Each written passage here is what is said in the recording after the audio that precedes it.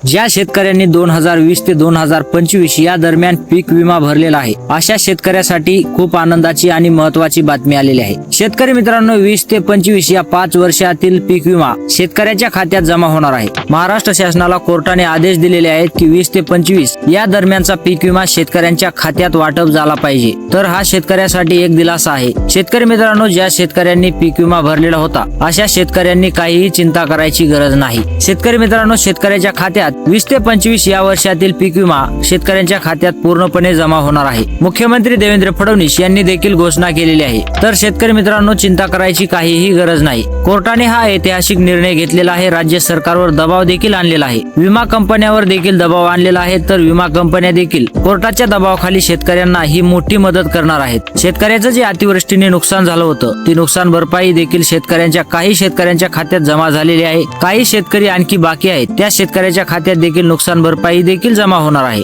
आणि महाराष्ट्र शासनाच्या नमो शेतकरी योजनेचे 2000 ते देखील शेतकऱ्याच्या खात्यात जमा होणार आहेत। शेतकरी मित्रांनो, नमो शेतकरी योजना ही महाराष्ट्रातील शेतकऱ्यांसाठी एक आनंदाची योजना आहे। त्या योजनेअंतर्गत शेतकऱ्याच्या खात्यावर हप्त्याला 2000 पडत असतात आणि ते 2000 आता थोड्या दिवसात शेतकऱ्याच्या खात्यात आपल्याला जमा झालेले दिसून येतील। आणि काही शेतकऱ्यांच्या खात्यात रब्बीचं अनुदान देखील पडलेलं नव्हतं, अशा शेतकऱ्यांनी काहीही काळजी करायची गरज नाही। त्या शेतकऱ्यांच्या खात्यात देखील रब्बीचं हेक्टरी 10,000 रुपये अनुदान त्यांच्या खात्यात जमा होणार आहे। जे उर्वरित शेतकरी आहेत त्यांनी काहीही चिंता करायची गरज नाही, त्यांच्या खात्यात पूर्णपणे पैसे जमा होतील, अशी घोषणा मुख्यमंत्री देवेंद्र फडणवीस यांनी केलेली आहे। तर ही बातमी आवडली असेल तर व्हिडिओला लाईक आणि चॅनलला सबस्क्राईब करायला विसरू नका। तर भेटूयात पुढच्या व्हिडिओमध्ये, तोपर्यंत जय महाराष्ट्र।